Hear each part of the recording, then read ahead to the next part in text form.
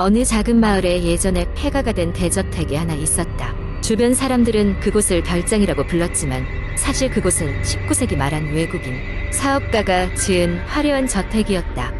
하지만 그 사업가는 저택에 거주한 지 얼마 되지 않아 가족과 함께 의문의 화재로 사망했다.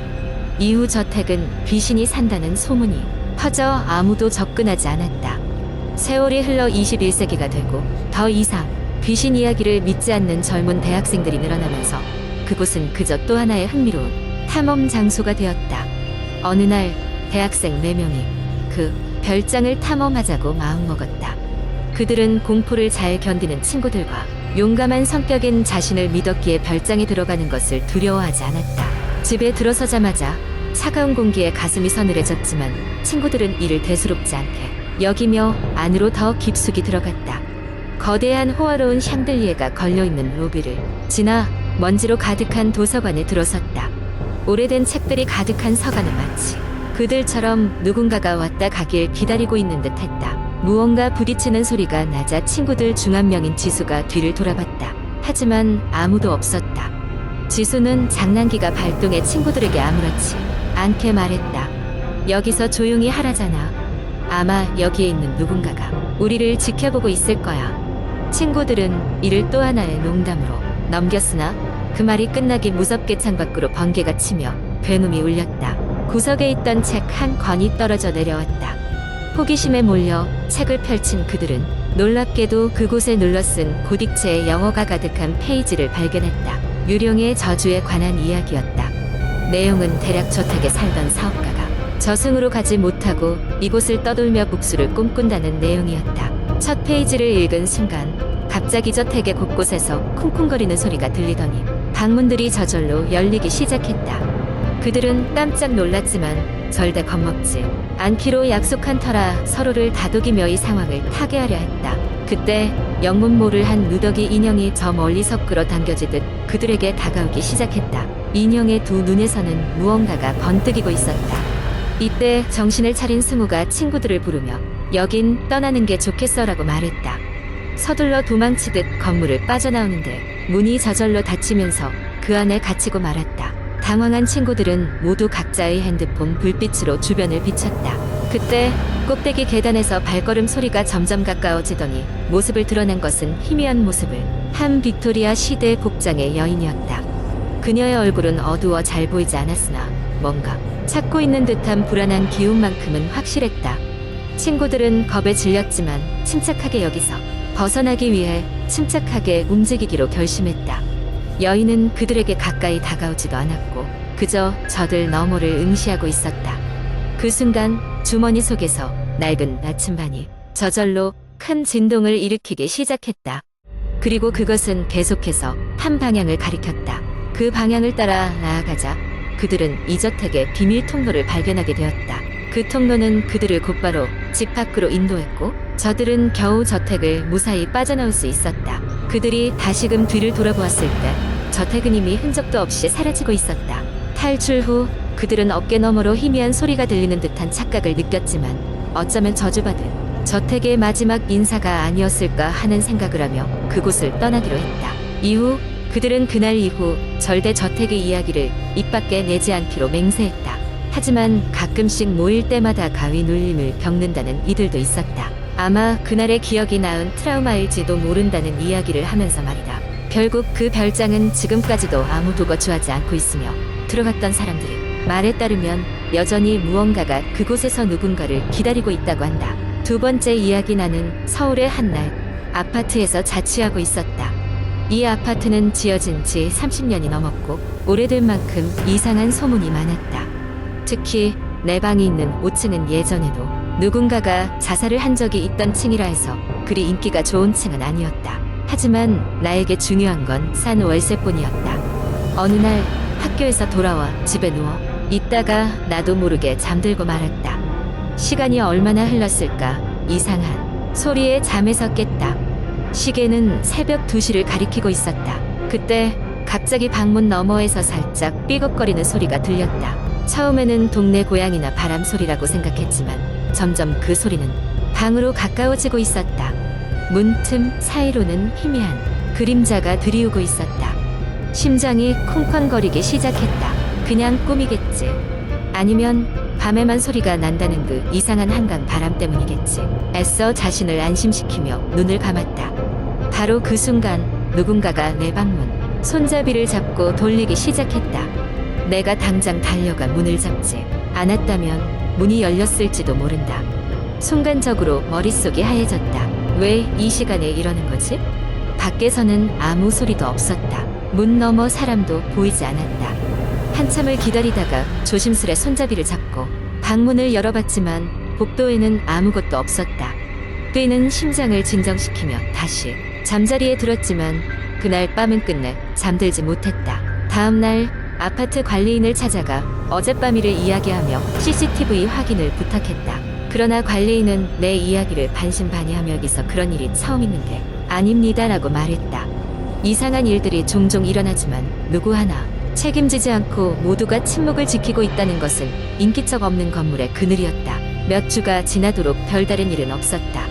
그 사건을 잊고 지내고 있을 때쯤 이상한 꿈을 꾸기 시작했다. 꿈속에선 늘 아파트 복도가 보였고 그 끝에는 안개 속에서 누군가가 나를 응시하고 있었다.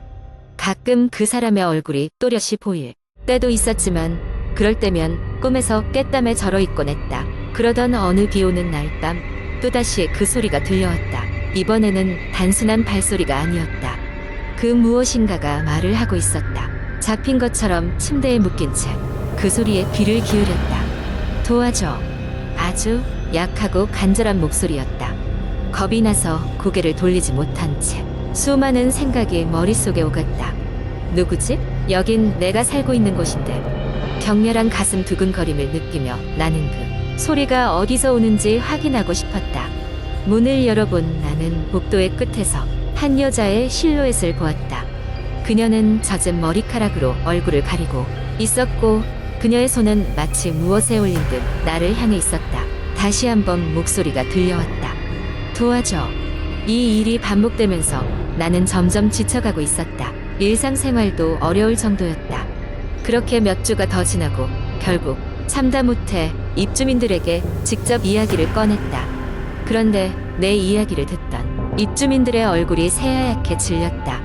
그중 한 분이 어렵게 말을 꺼냈다. 예전에 이 건물 5층에 한 여자가 살았는데 남자친구에게 버림받고 하늘로 떠났다고 했어. 그 후로 매년 장마철만 되면 여자의 영혼이 돌아온다고 했지. 그 말을 듣고 나는 모든 퍼즐 조각이 맞춰지는 듯한 기분이었다. 돈을바 같은 증오와 슬픔이 그 여자를 이곳에 묶어두고 있는 것이었다. 하지만 그녀가 진정 바라는 건 역시 구원이었다는 걸 깨달았다. 그래서 나는 점쟁이를 찾아가 그 여자의 영혼이 평화롭게 떠날 수 있도록 고판을 벌였다. 의식날 귀가 멍멍할 정도로 심령의식이 거치더니 마침내 무언가가 풀리는 기분이 들었다. 의식을 마친 뒤로는 더 이상 그 목소리나 그림자가 나타나지 않았다. 드디어 여자는 해방된 것이다. 이후로 나는 그 아파트에서 살지 않고 다른 곳으로 이사했다. 하지만 그날의 기억은 머릿속에서 떠나지 않는다. 누구도 알지 못할 잊혀진 슬픈 이야기가 그곳엔 있었다. 아마도 그 여자를 제외한 어느 누구도 영원히 알 수 없는 이야기 말이다. 세 번째 이야기. 어느 작은 마을에 오래된 학교가 하나 있었다. 이 학교는 원래 활기차고 학생들로 북적였지만 20년 전 끔찍한 사건이 벌어진 이후 폐교된 상태였다. 그 사건은 지금도 누구도 상세히 이야기하려 하지 않았고 대체적으로 학교 괴담으로 치부될 따름이었다.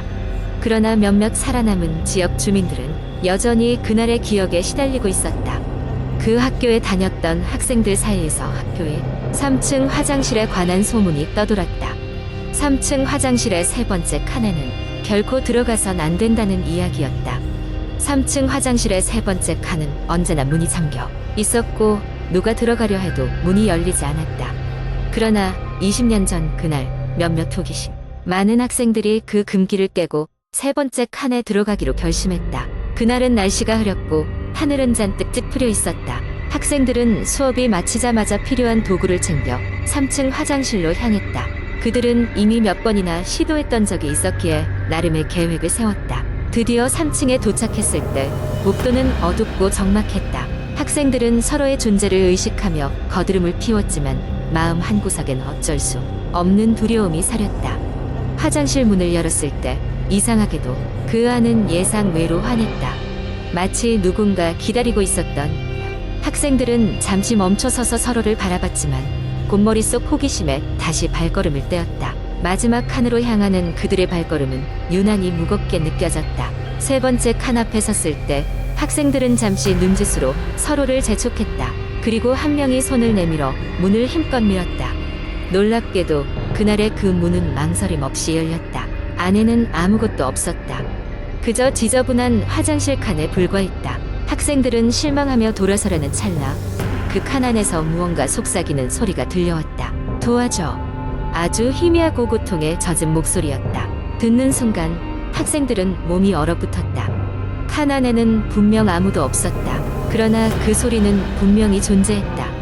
한 학생이 용기를 내어 다시 칸 안을 들여다보려고 했다.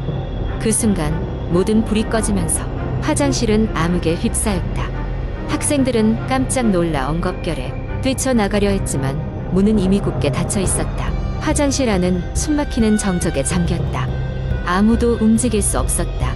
덜덜 떨리는 그 순간 처음 무언가를 속삭였던 그 소리가 다시 들려왔다. 여기서 나갈 수는 없어. 그제서야 학생들은 공포에 질려 비명을 지르기 시작했다. 그러나 그들은 절대로 그 화장실에서 나올 수 없었다. 이후 그들을 다시 본 사람은 아무도 없었다. 학교는 그 일이 있고 얼마 지나지 않아 폐교가 되었다. 오랜 시간이 흐른 지금도 그 3층 화장실을 찾는 이가 있다면 이상한 소리를 듣는다고 한다는 소문이 있다. 그곳을 무심코 지나치기라도 한다면 누군가가 계속 따라오는 기분을 느낀다고 한다. 그 오래된 학교는 이제 아무도 찾지 않는 흉가가 되었지만 여전히 누군가는 그곳에서 들리는 알 수 없는 소리를 기억하고 있었다. 그 모든 것이 시작된 3층 화장실에서 번째 칸에 관한 이야기는 여전히 그날의 공포를 간직한 채 사람들 사이에서 전해져 내려오고 있다.